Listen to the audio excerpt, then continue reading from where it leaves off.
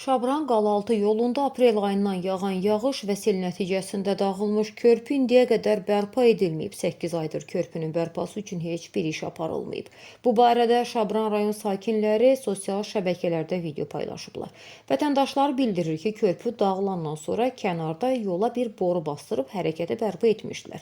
Ancaq bu yolda müvəqqəti yol olub. Çünki alternativ yol kimi istifadə edilən həmin ərazi bərbad vəziyyətdədir və yük maşınlarının hərəkəti mümkün deyil. Vətəndaşlar onu da qeyd edir ki, Şabran rayon icra hakimiyyəti 8 ayda nə körpünün təmiri, nə də alternativ yolun düzəldilməsi üçün heç bir iş görməyib. Məsələ ilə bağlı Şabran rayon icra hakimiyyəti ilə əlaqə saxlamağa çalışdıq, lakin zənglərə cavab verən olmadı.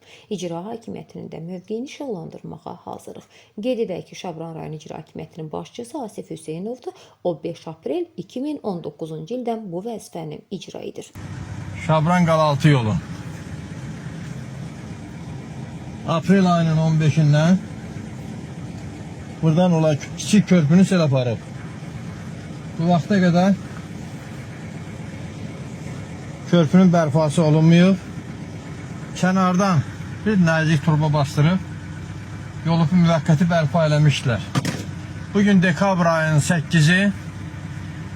Bax, yolda gedən böyük yük maşını çıxa bilmir, yol bağlanıb. Probka əmələ gəlib. Bax, cəmaat qalıb, hələ arxada çox maşınlar var. Deməli, bu kiçicik körpünün bərpası üçün nə Azərbaycan Yol İdarəsi, nə Şabran rayonunun icra hakimiyyəti heç biri maraqlandırmır da heç birini. Heç biri üçün maraqlı deyil bu yolun bərpası. Şabran Qalaltı otelinə gedən yoldur və bu yolla Əmirxanlı, Qazbabalı, Ağsaqlı, Ceyranlı, Bələsli kəndləri, Qalaltı, Məşrif, Calğanlar hamı bu yoldan işləyir.